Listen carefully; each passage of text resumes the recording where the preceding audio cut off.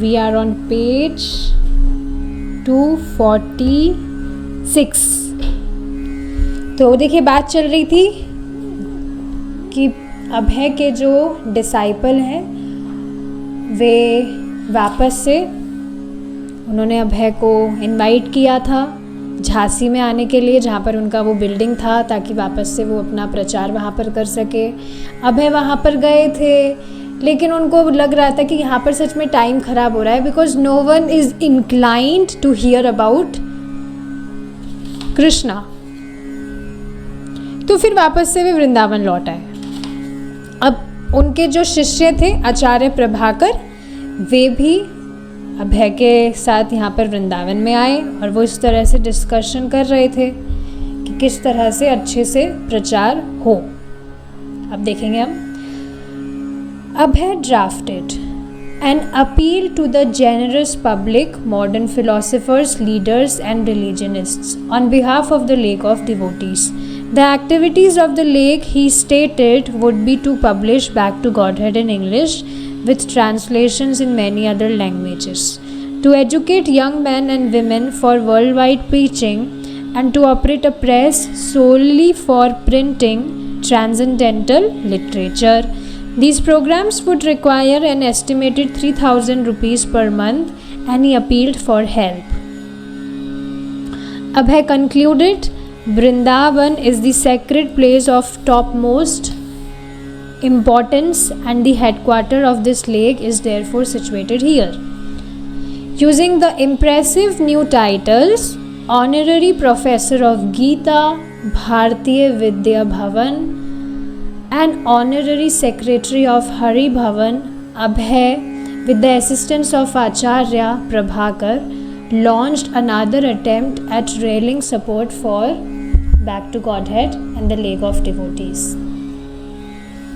तो यहाँ क्या बताया जा रहा है कि अभय ने फिर से एक कुछ नोटिस वगैरह निकाला। उसमें वे इस तरह से उन्होंने लिखा कि जो उनका मैगज़ीन है बैक टू गॉड हेड, वो उसको पब्लिश करना चाहते हैं, और इंग्लिश के साथ साथ, अभी वो अंग्रेजी में था, अंग्रेजी के साथ साथ बाकी जो अलग अलग भाषाएं हैं उसमें भी वह उसका ट्रांसलेशन होगा, ताकि पूरे विश्व भर में जो भी युवक और युविकाएं हैं उनको शिक्षा मिले, इस बात के विषय में उनको शिक्षा मिले और कैसे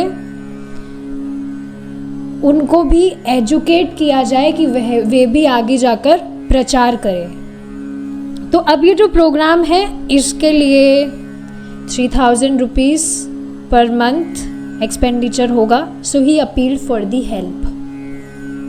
अभय ने बाद में कंक्लूड किया कि जो वृंदावन है ये सेक्रेड प्लेस है और यहीं पर उसका हेडक्वार्टर होना चाहिए। तो इस तरह से काफ़ी सारे उन्होंने कैचिंग टाइटल्स, इम्प्रेसिव टाइटल्स उन्होंने यूज़ किए थे, जैसे कि यहाँ बताया जा रहा है ऑनररी प्रोफेसर ऑफ गीता, और सारी जो भी टाइटल्स हैं इस तरह से उन्होंने यूज़ किए थे। और अब अभय उनके शिष्य के साथ में आचार्य प्रभाकर के साथ में फिर से वो एक दूसरा प्रयास शुरू करने जा रहे थे दोनों चीज़ के लिए। एक to back to Godhead जो उनका मैगज़ीन है, जो उन्होंने अभी सोचा कि इस तरह से अलग अलग भाषाओं में ट्रांसलेशंस होगा, और एक लेक ऑफ डिवोटीज जो उन्होंने झांसी में स्टार्ट किया था। तो वापस से he was launching another attempt for this. Within a few days, Acharya Prabhakar returned to his post in Bombay, and Abhay was again alone in Vrindavan. He loved Vrindavan, yet with no means to publish and preach, he was not content there. If he were to travel, he might be able to enlist members for the lake. He thought of Kanpur, which was nearby, a city of more than 100 big factories and many wealthy industrialists, some of whom he had met during his business travels. He decided to go. After printing some leg of devotee membership forms, he explained to Mahant Gopal that he would be away for a couple of months. The Mahant was surprised, although was elderly sadhus who came to Vrindavan stayed put and some even took vows never to leave. This quiet Babu was coming and going constantly. तो कुछ दिन बाद में जो अभय नहीं, उनके जो शिष्य हैं आचार्य प्रभाकर, वो फिर से वापस से लौट गए बॉम्बे के लिए और अब अभय यहाँ पर अकेले वृंदावन में रह रहे थे। तो बाद में वापस से वे सोचने लगे कि अब कहाँ पर प्रचार किया जाना चाहिए। तो उन्होंने फिर सोचा कानपुर जाना चाहिए। वहाँ पर ऑलरेडी जब वे बिजनेस करते थे तो वहाँ पर काफ़ी सारे लोगों से उनकी डीलिंग हुई थी, तो काफ़ी सारे लोगों को वो ऑलरेडी वहाँ जानते थे, जहाँ पर बहुत सारी फैक्ट्रीज़ हैं, बहुत सारे वेल्दी इंडस्ट्रियलिस्ट वहाँ पर रहते हैं। तो उन्होंने सोचा कि मैं अब वहाँ पर जाऊँगा। तो लेग ऑफ डिवोटी मेंबरशिप का फॉर्म प्रिंट करने के बाद में उन्होंने महंत गोपाल कौन है? राधा बंसी गोपाल जी मंदिर के पुजारी, जहाँ पर अभय रह रहे थे, उनका जहाँ पर रूम था, तो उनको उन्होंने बताया कि अब मैं कुछ महीनों के लिए यहाँ नहीं रहूँगा, मैं अभी जा रहा हूँ। तो वो जो पुजारी थे वो चकित थे कि भाई यहाँ पर बहुत सारे लोग आते हैं, साधु वृंदावन में आते हैं, एटलीस्ट इस एज में एल्डरली साधुस, मतलब कि जो 70-80 की जो एज है, 60-70-80 की जो एज है, इसमें आते हैं और वो इस तरह से व्रत लेते हैं कि अब वो वृंदावन में ही रहेंगे और वृंदावन से कभी बाहर नहीं जाएंगे। लेकिन ये जो है ये तो बार बार, मतलब अभय के लिए कह रहे हैं कि ये तो बार बार में आते जाते रहते हैं। तो इस तरह से ही वॉज सरप्राइज्ड दैट पुजारी। Abhay preached actively in Kanpur, staying in various homes and canvassing for lay members. As the guest of the Anandeshwar Satsang Mandal, he lectured regularly at the popular Parmad bathing Ghata on the Ganges. He specially made acquaintances among industrialists and educators, often sitting and conversing with them for hours, and many were impressed by his dedication and his soft-spoken talks. But his collections were small. When he offered the wealthy magnates his constitutional membership, they usually opted in favor of the 2 rupees a year subscriber membership. He collected a few letters of appreciation, but after 2 months he left. तो अब फिर से यहाँ पर आए कानपुर में, and he was actively preaching there. अभय कुछ घरों में वहाँ पर रहते और वहाँ इस तरह से he was canvassing for league members, मतलब ये जो लेग ऑफ डिवोटीज़ करके जो उनका मूवमेंट है, इसमें लोग जुड़े, इसके लिए इस पर वे फोकस कर रहे थे। तो अब एक कोई मंडल था, आनंदेश्वर सत्संग मंडल, वहाँ पर ऐसा गेस्ट गए थे और वहाँ पर डेली वो इस तरह से प्रवचन करते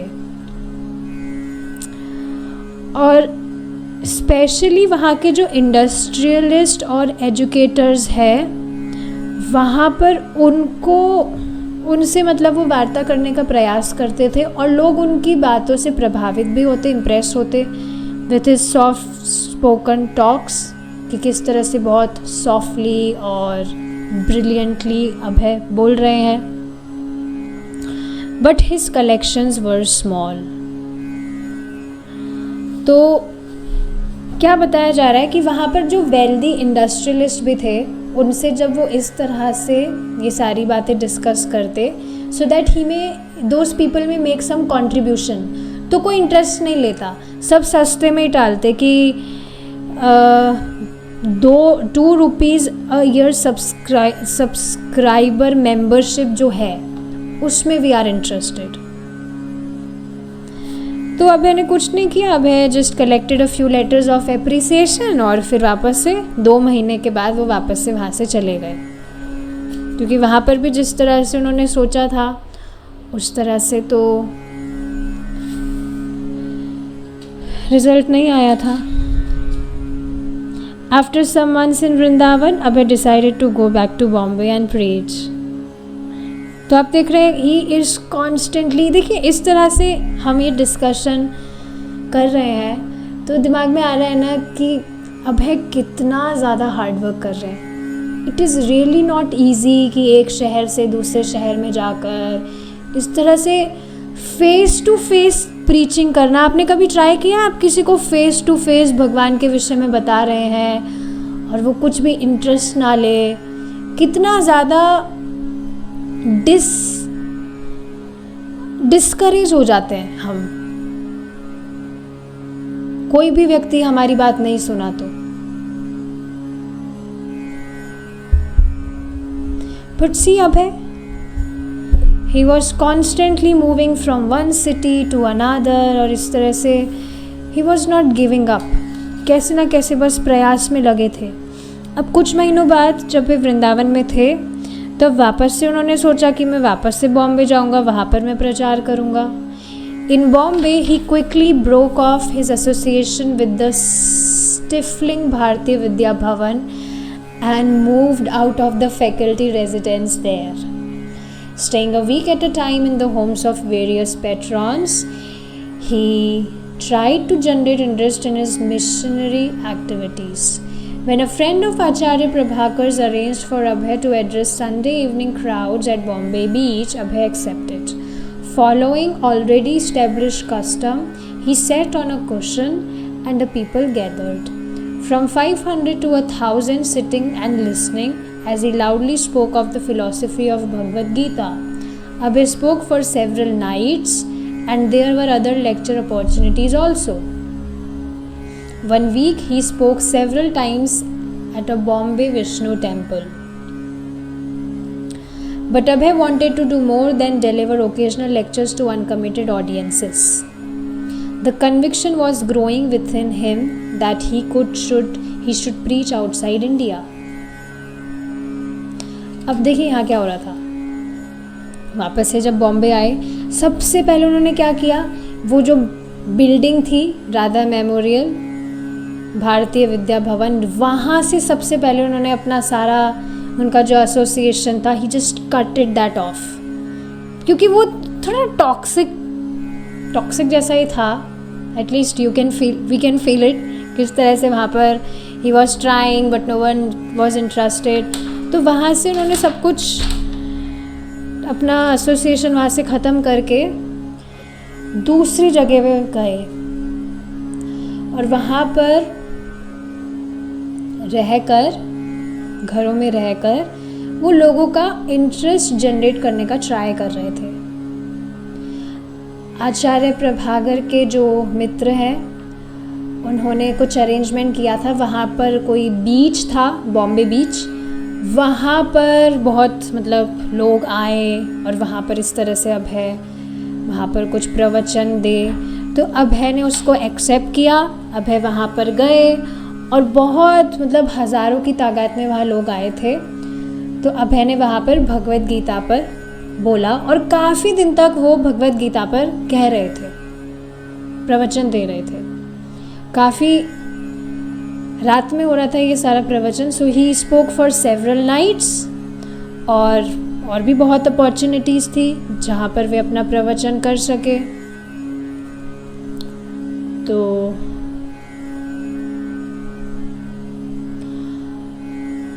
एक हफ्ते में काफ़ी बार वे बॉम्बे विष्णु टेम्पल में भी बोला करते थे। लेकिन अब अभय क्या सोच रहे थे कि इस तरह से ओकेजनली लेक्चर देने से अच्छा वे ऐसी मतलब इस तरह से प्रवचन दे जहाँ पर जो लोग हैं वो स्थिर हो। जैसे आप इस चीज़ को देखेंगे कि एक तो हम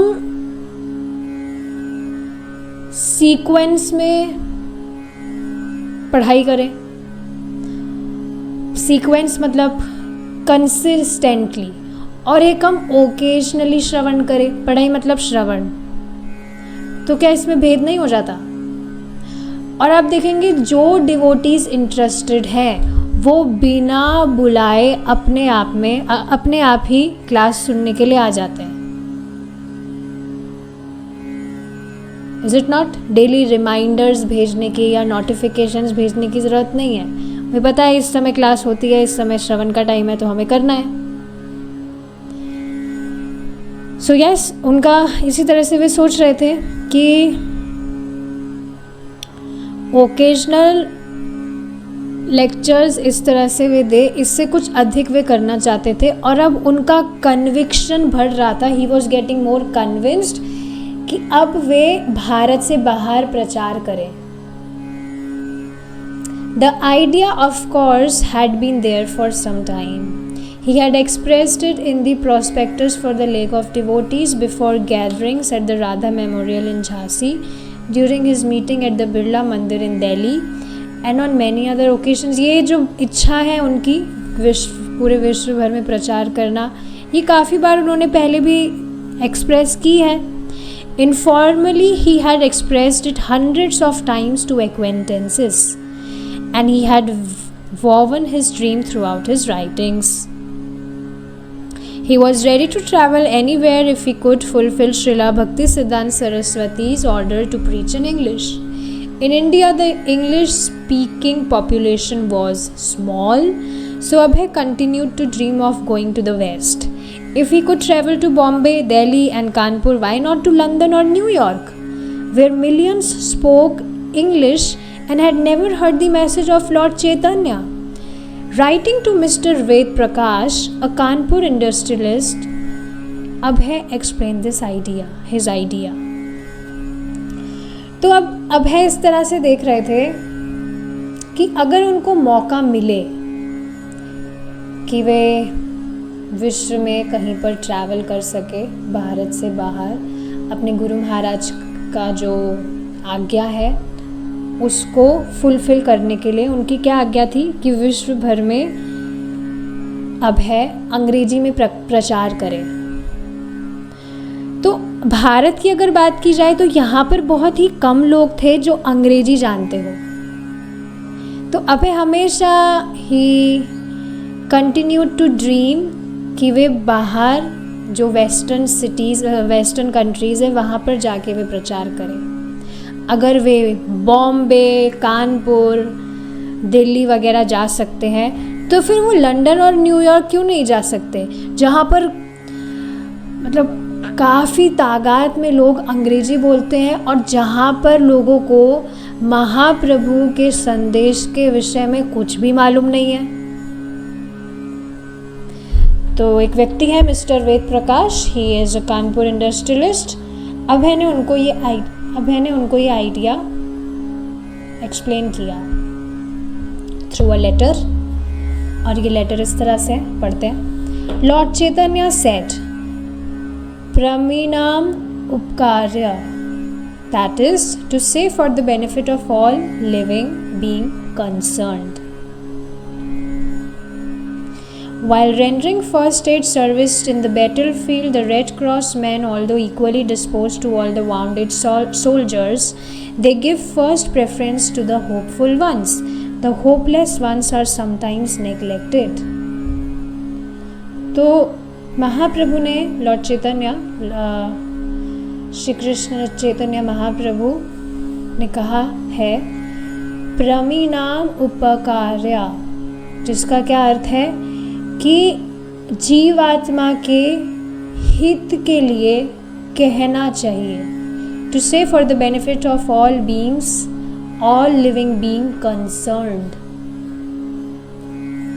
ऐसी बात कहनी चाहिए जो जीवात्मा के हित के लिए है. इसी से रिलेटेड एक I was reading Shrimad Bhagavatam first canto, तो उसमें आई रेड कि प्रभुपाद जी अपने परपट में बताते हैं, अपने तात्पर्य में, कि वास्तव में जो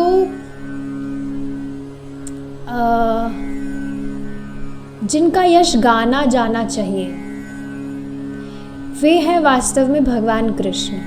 तो लोग जो भी, देखिए, लोगों के लिए स्वाभाविक है कि वे दूसरों के विषय में चर्चा करते हैं, उनके विषय में बोलते हैं, लोगों के विषय में सुनते हैं। लोगों के लिए स्वाभाविक है, हर वक्त लोग यही करते रहते हैं। सच में मैंने पहले तो मैं इस पर ध्यान देती नहीं थी, बट मैंने देखा है फ़ोन पर तो लोग इसी की चर्चा करते हैं। उसने ऐसा करा, उसके मैंने ऐसे सुना, वो ऐसे कर रहा है, वैसे कर रहा है, अरे उसका आपने वो देखा, उसका वो इतना ये है, उसका ये उतना वो है, इस तरह की बातें करते रहते हैं। तो वास्तव में लोगों को करना क्या चाहिए, इनकी मतलब ये इस तरह से यशोगान करने की और श्रवण करने की जो प्रवृत्ति है, इसको कृष्ण की तरफ मोड़ना चाहिए।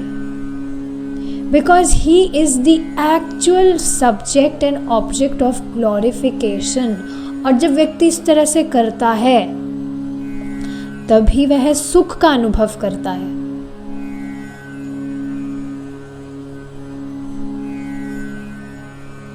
क्या इस चीज को आप समझ पा रहे हैं? जैसे मैं इस चीज को सोच रही थी when I was washing my clothes, I was thinking this at that time कि आप देखेंगे हम भौतिकता जीवन में भी जब भौतिकतावादी पढ़ाई करते थे तब उसमें भी हमें कुछ जो टॉपिक्स समझ आ जाते थे कि हाँ ये समझ आ गया, वो समझ आ गया, तो पता नहीं उसमें खुशी होती थी कि नहीं, I am really forgetting it.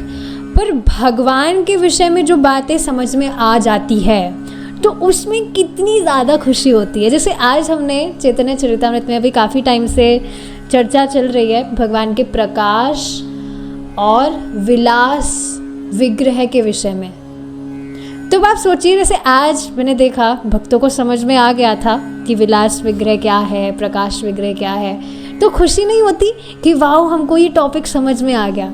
ऐसे भगवान का जो सृष्टि तत्व है कि भगवान किस तरह से प्रधान पर दृष्टिपात करते हैं, फिर महतत्व की सृष्टि होती है, मुझे फॉर्चुनेटली ये वाला टॉपिक भी समझ में आ गया and I was very very happy. इस तरह से हम भगवान के विषय में कुछ भी समझते हैं तो बहुत खुशी होती है। देखिए वास्तव में हमारी जो पूरी बुद्धि है वो भगवान के विषय में, भगवान को समझने में ही लगनी चाहिए।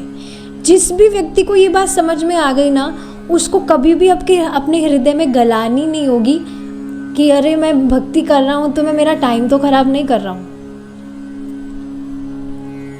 बार बार शास्त्रों में ये बात बताई जा रही है कि कोई व्यक्ति कितना ही भौतिकतावाद में प्रगति किया हो लेकिन अपने आध्यात्मिक जीवन में कुछ प्रगति नहीं किया तो वास्तव में कुछ किया ही नहीं, वो has completely wasted this human form of life.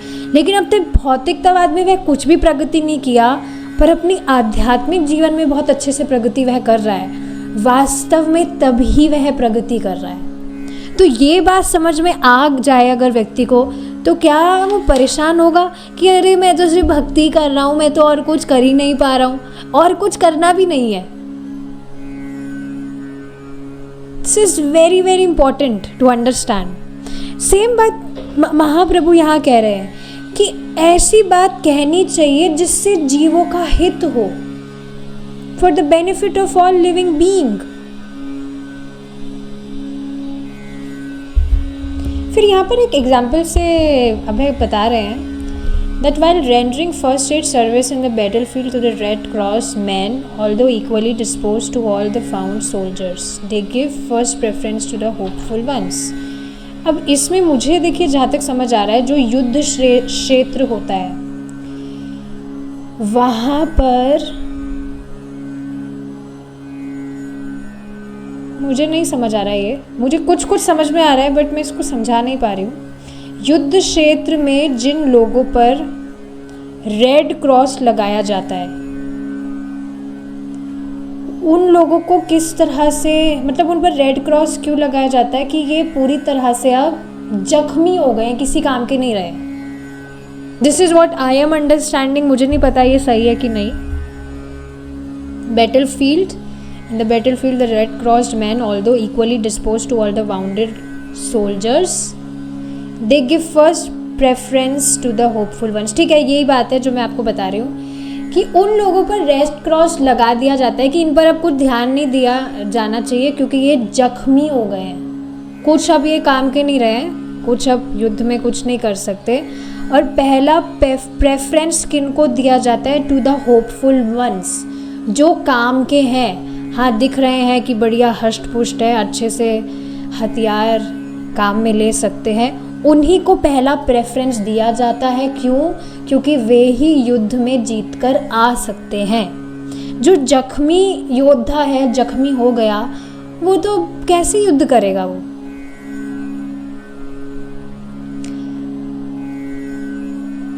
So the hopeless ones are sometimes neglected, जिनसे कोई उम्मीद नहीं होती है,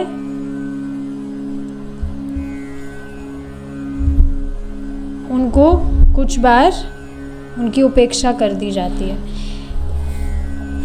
इन इंडिया, हम बस ये लेटर पढ़ेंगे, then we will stop, okay? We will read this letter. In India, even after the attainment of Swaraj, the mentality is predominant by made in London ideas. It is a long story. But in nutshell, the leaders of India, in the name of secular government, they have engaged themselves in everything foreign. क्या बात बताई जा रही है? भारत में जब लोगों ने स्वतंत्रता प्राप्त कर ली थी, लेकिन फिर भी एक्चुअली स्वतंत्रता नहीं, यहाँ पर लिखा जा रहा है even after the attainment of Swaraj. Swaraj एक मूवमेंट था गांधी जी का ही, उसको अटेन करने के बाद में भी लोगों की क्या मेंटेलिटी थी? Made in London ideas. मतलब लोग, भारत के जो लीडर्स थे, गवर्नमेंट के रूप में काम कर रहे थे, लेकिन हमेशा वो अपने आप को पाश्चात्य देशों वाली जो चीज़ें हैं उसमें वे एंगेज करते थे। इस बात को आप समझ रहे हैं? अभी भी जैसे भारत की अगर बात की जाए, है लोग भारतीय, but what are they hankering for? हर कोई नहीं चाह रहा कि मैं English, I may become a English man और English women. Everyone is aspiring for that, and of course ऐसे ही लोगों को माना जाता है कि भाई यही है बहुत इंटेलिजेंट, या जो भी आप उपाधि का नाम लीजिए। सो यस, यहाँ पर यही बात बताई जा रही है that even after the attainment of Swaraj they have engaged themselves in everything foreign. They have carefully set aside the treasure house of India's spiritual asset, and they are imitating the westernized material way of life, constantly engaged in the acts of error of judgment, misgivings, imperfectness and duplicity. तो लोग क्या कर रहे हैं? उन्होंने भारत का जो आध्यात्मिकता का जो ये गहना है, इसको साइड में रखकर पाश्चात्य देशों में लोग किस तरह से अपने भौतिकतावादी जीवन में मतलब भौतिकतावादी जीवन जी रहे हैं, लोग उसी की नकल नहीं कर रहे हैं। ये चीज़ तो आप देख ही सकते हैं ना। देखिए, जो भी उल्टी फुल्टी चीज़ें हैं वो पाश्चात्य देशों से ही आ रही है। जैसे आपको मैं बता रही थी, एक कोई भक्त थे, अब तो वो पता नहीं कहाँ चले गए, he is not there now, but he was telling कि वो हफ्ते में 1-2 बार स्नान करते हैं।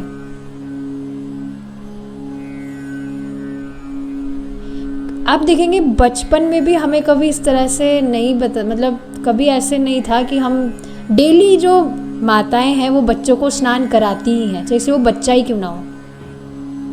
पर आप देख रहे हैं अब people are imitating the western people. ऐसा हो रहा है ना, लोग कहाँ प्योरिटी, क्लीनलीनेस अपने जीवन में फॉलो करना चाह रहे हैं कि हम नहीं नहाएंगे, परफ्यूम वर्फ्यूम लगा लेंगे, या हफ्ते में कुछ दिन नहा लेंगे, बिना नहाए खा लेंगे, and all those things, jeans pant पहनेंगे।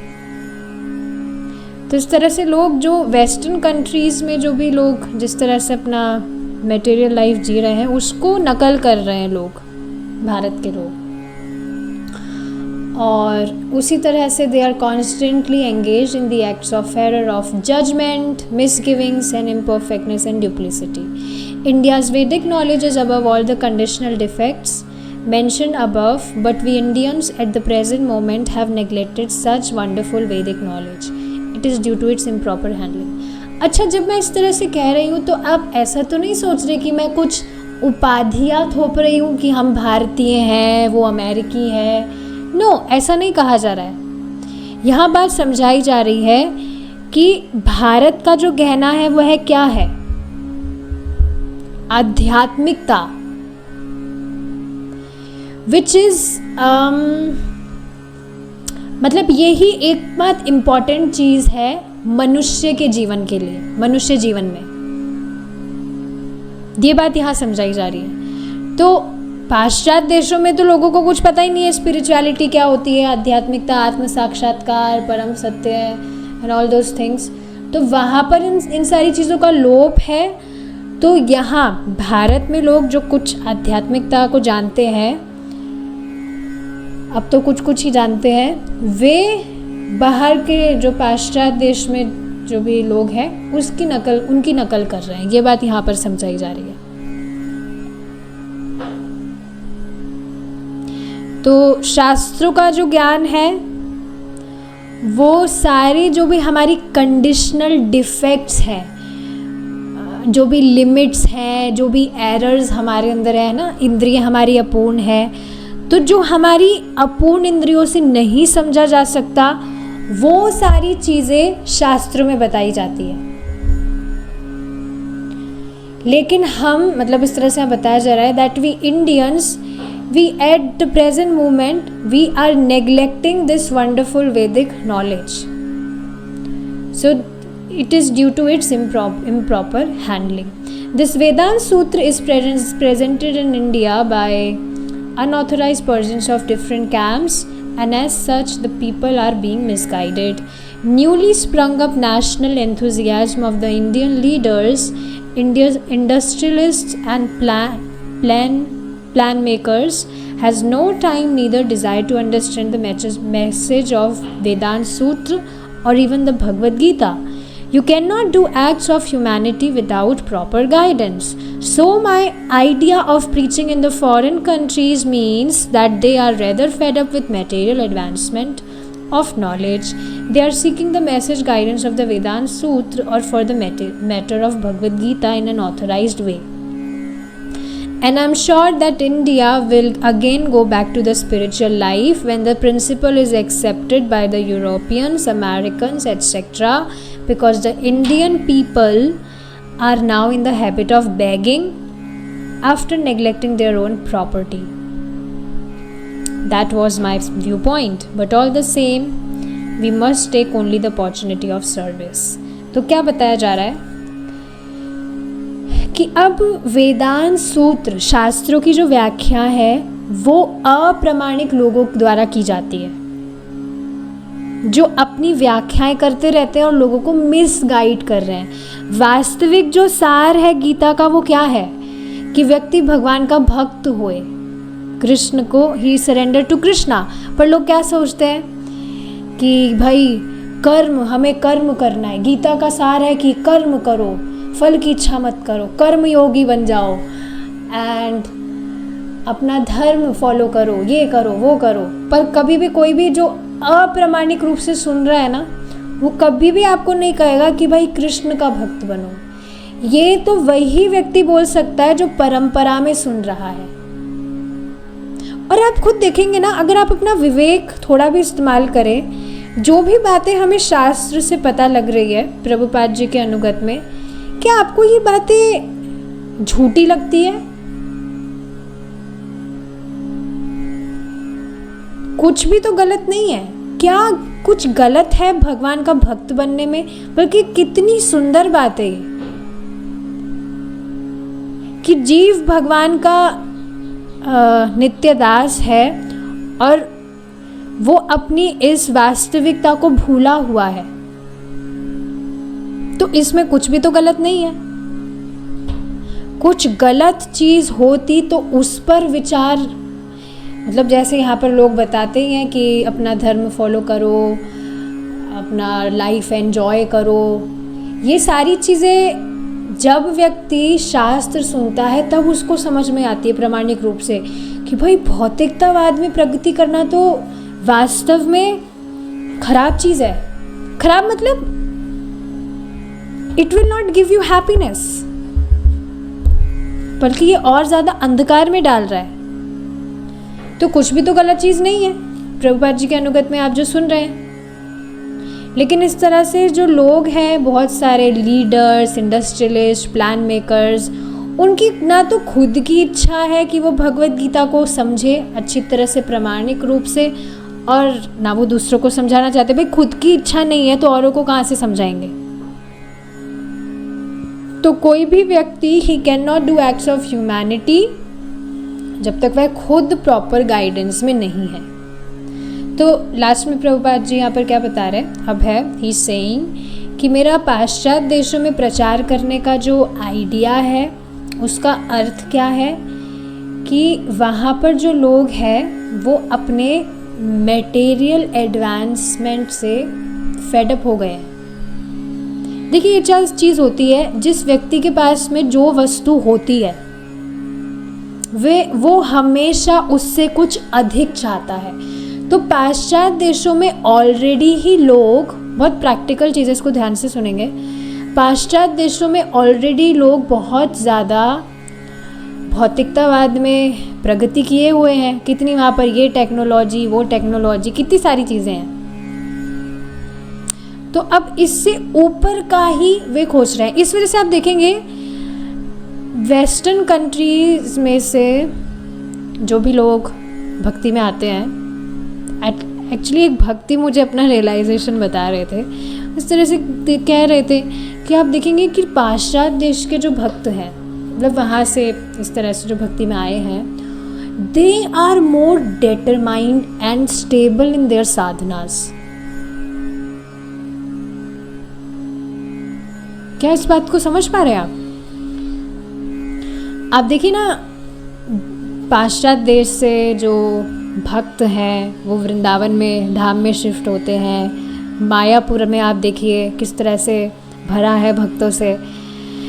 तो उनके लिए मतलब पाश्चात्य देशों में तो बहुत सर्दी होती है हमेशा, और यहाँ इंडिया का टेम्परेचर सहन करना भी, कितनी ज़्यादा गर्मी यहाँ पर होती है। It is very difficult for them, but then also they are somehow surviving here because they are very much determined,